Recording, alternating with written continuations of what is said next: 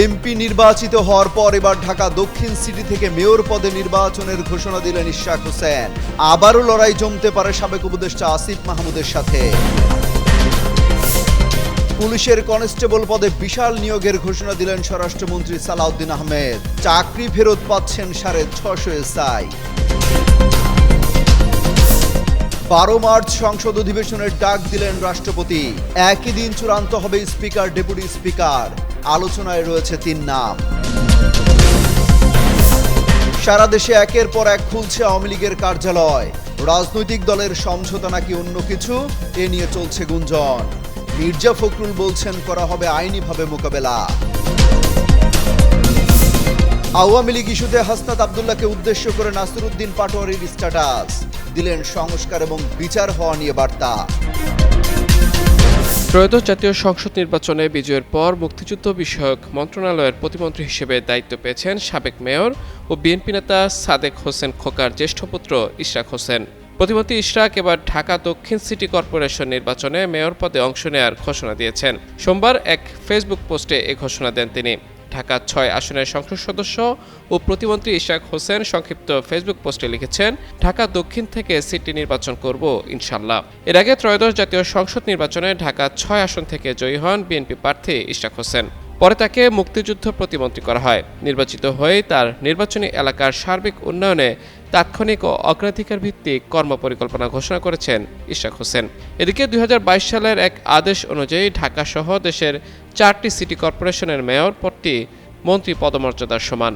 ঢাকার 2 সিটি কর্পোরেশনের ডামাডোলের শুরুতেই প্রাথমিক মেয়র প্রার্থী ঠিক করেছে জাতীয় নাগরিক পার্টি। দলের একাধিক নেতার সঙ্গে কথা বলে বিষয়টি নিশ্চিত হওয়া গেছে।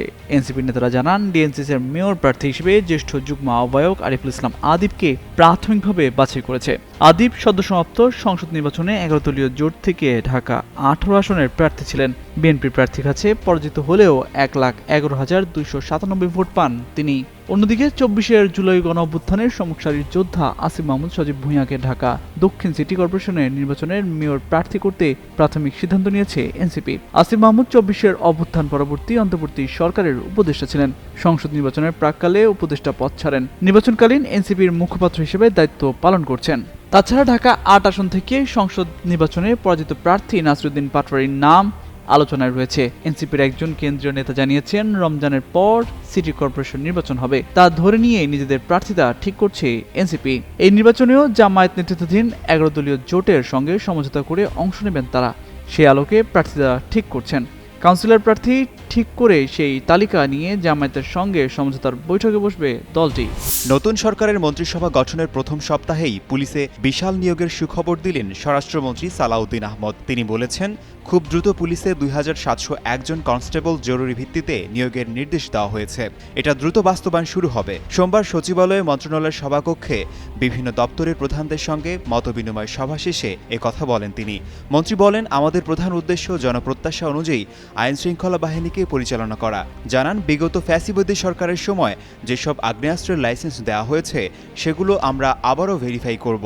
সেগুলো যথাযথ প্রক্রিয়ায় হয়েছে কিনা আমরা সেটা খতিয়ে দেখব। স্বরাষ্ট্রমন্ত্রী বলেন, লাইসেন্স যারা পেয়েছে তারা এটা পাওয়ার উপযুক্ত কিনা সেটা যাচাই করা হবে। যেগুলো রাজনৈতিক উদ্দেশ্যে লাইসেন্স পেয়েছে সেগুলো বাতিল করা হবে। এসব লাইসেন্সের অধীনে অস্ত্র থাকলে সেগুলো বাতিল হবে। তিনি বলেন, আমার জানামতে 10,000-এর বেশি অস্ত্র এখনও উদ্ধার হয়নি, সেগুলো এখনও অবৈধ। এগুলো নিয়ে মামলা হতে পারে। যথাযথ প্রক্রিয়ায় এগুলো উদ্ধার করা হবে বলেও জানান তিনি।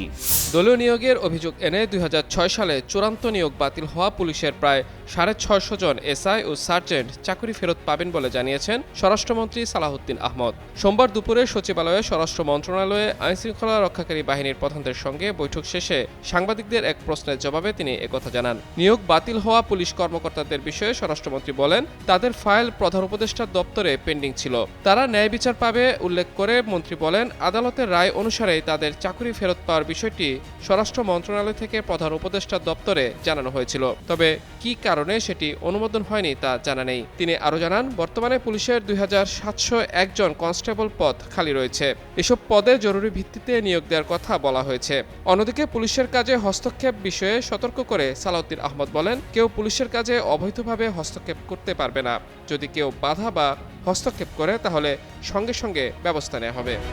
ত্রয়োদশ জাতীয় সংসদের প্রথম অধিবেশন শুরু হচ্ছে আগামী 12 মার্চ। জাতীয় সংসদ ভবনের সংসদ কক্ষে বেলা 11টায় এদিন অধিবেশন শুরু হবে।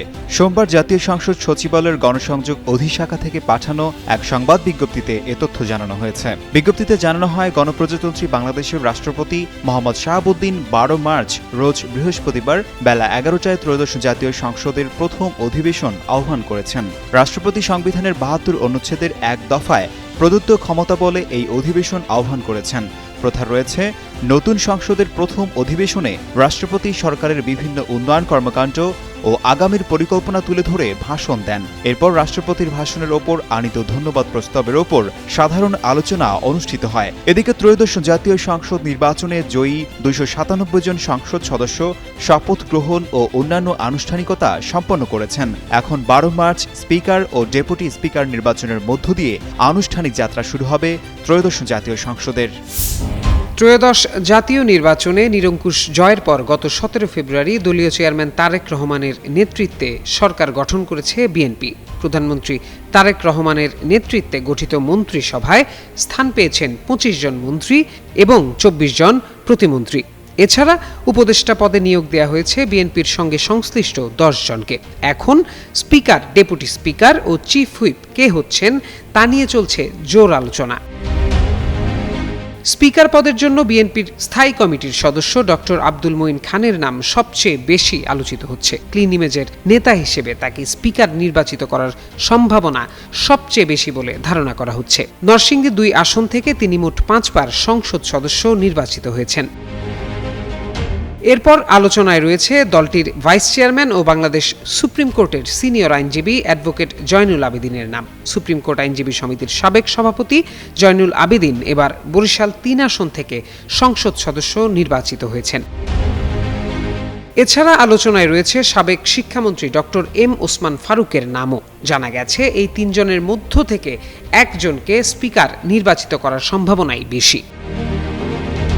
এদিকে ডেপুটি স্পিকার পদে আলোচনায় রয়েছেন লক্ষ্মীপুর 4 আসনের সংসদ সদস্য এবিএম আশরাফ উদ্দিন নিজান, ভোলা 1 আসনের সংসদ সদস্য ব্যারিস্টার আন্দালিব রহমান পার্থ ও নোয়াখালী 1 আসনের সংসদ সদস্য ব্যারিস্টার এএম মাহবুবউদ্দিন খোকনের নাম। মন্ত্রী হওয়ার আলোচনায়ও তারা এগিয়েছিলেন, কিন্তু শেষ পর্যন্ত মন্ত্রিসভায় তাদের জায়গা দেওয়া হয়নি। ডেপুটি স্পিকার পদ প্রাপ্তি নিয়েও রয়েছে অনিশ্চয়তা, তবে দৌড়ে এগিয়ে থাকবেন তারা।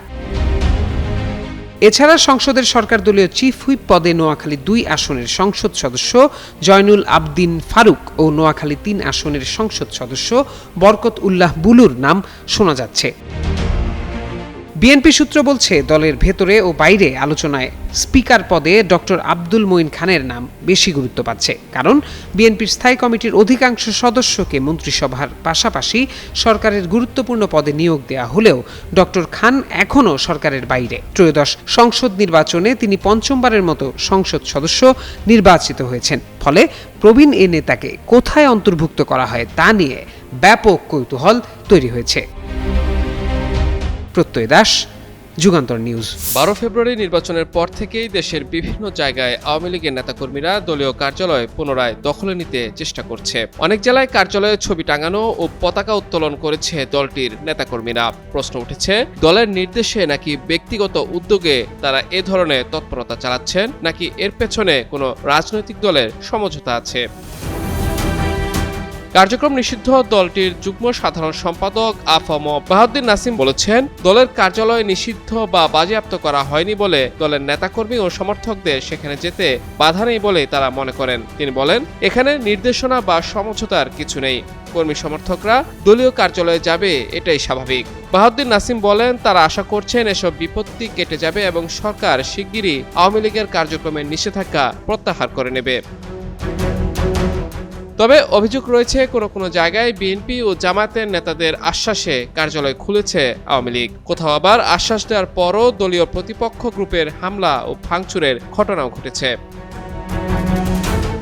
নির্বাচনের পরদিনই আলোচনায় আসে পঞ্চগড়ের আওয়ামী লীগের একটি কার্যালয়ের তালা খোলার ভিডিও। বিএনপির স্থানীয় একজন নেতার উপস্থিতিতে তালা খোলার ঘটনা সামাজিক মাধ্যমে আলোচনা ঝড় তোলে। এরপর গত এক সপ্তাহে চাঁদপুর, ঠাকুরগাঁও, সাতক্ষীরা, বরগুনার বেতাগী ও পটুয়াখালীর দশপিনা উপজেলা কার্যালয় সহ সারা দেশের বিভিন্ন জেলায় নিজেদের কার্যালয়ে প্রবেশের চেষ্টা করে আওয়ামী লীগের নেতাকর্মীরা।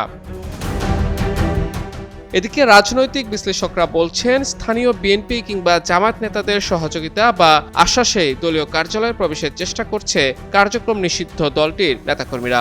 তাদের মতে, আওয়ামী লীগ অন্তর্বর্তী সরকারকে গ্রহণ না করলেও নির্বাচিত সরকারকে তারা প্রত্যাখ্যান করেনি। তাছাড়া বিভিন্ন দলকে স্বাভাবিক রাজনৈতিক কর্মকাণ্ডের সুযোগ দেওয়ার উদাহরণ বিএনপির আগেও আছে। সেই হিসেবে আওয়ামী লীগের কার্যালয় খোলা ও স্বাভাবিক রাজনৈতিক কর্মকাণ্ডের সুযোগ দিতে পারে বিএনপি। অন্যদিকে বিএনপি মহাসচিব মির্জা ফখরুল ইসলাম আলমগীর বলেছেন, আওয়ামী লীগের কার্যালয় খোলার বিষয়টি আইনিভাবে দেখা হচ্ছে। মাহমুদুর রহমান, যুগান্তর নিউজ। হঠাৎ করেই খুলছে একের পর এক আওয়ামী লীগের কার্যালয়। দলের কার্যক্রম স্থগিত থাকলেও কার্যালয়ের পতাকা উত্তোলন ও ইফতার পার্টির মতো ঘটনা ঘটছে। এমন প্রেক্ষাপটে কার্যক্রম নিষিদ্ধ দলের কার্যালয় খোলা নিয়ে বার্তা দিয়েছেন জাতীয় নাগরিক পার্টির মুখ্য সমন্বয়ক নাসিরউদ্দিন পাটোয়ারী। কার্যক্রম নিষিদ্ধ আওয়ামী লীগ দেশের বিভিন্ন স্থানে তাদের কার্যালয় খোলা নিয়ে প্রশ্ন তুলে সংস্কার আর জুলাই গণ অভ্যুত্থানে হতাহতের ঘটনায় দায়ীদের বিচার হবে কিনা তা জানতে চাইলেন এনসিপির মুখ্য সমন্বয়ক। সোমবার সকালে নিজের ভেরিফাইড ফেসবুক অ্যাকাউন্টে কুমিল্লা 4 আসনের নবনির্বাচিত সংসদ সদস্য ও এনসিপির দক্ষিণাঞ্চলের মুখ্য সংগঠক হাসনাত আব্দুল্লাহর ফেসবুক অ্যাকাউন্টে ট্যাগ করে একটি পোস্টে এ প্রসঙ্গ তোলেন তিনি। নাসিরউদ্দিন পাটোয়ারী লিখেছেন, হাসনাত আব্দুল্লাহ কই, লীগ তো দোকান খোলা শুরু করেছে। নির্বাচন তো হলো, এবার সংস্কার আর বিচার হবে। এর আগে 2024 সালের 5 আগস্ট ছাত্র জনতার অভ্যুত্থানে ক্ষমতাচ্যুত হয় শেখ হাসিনার নেতৃত্বাধীন আওয়ামী লীগ সরকার। এরপর 8 আগস্ট অন্তর্বর্তী সরকার দায়িত্ব নেয়। অন্তর্বর্তী সরকারের অধীনে গত 12 ফেব্রুয়ারি ত্রয়োদশ জাতীয় সংসদ নির্বাচনে সংখ্যাগরিষ্ঠতা নিয়ে ক্ষমতায় আসে বিএনপির নেতৃত্বাধীন সরকার। এই নির্বাচনে হাসনাত আব্দুল্লাহ কুমিল্লা থেকে জয়ী হলেও ঢাকা 8 আসনে লড়ে হেরে যান নাসিরউদ্দিন পাটোয়ারী।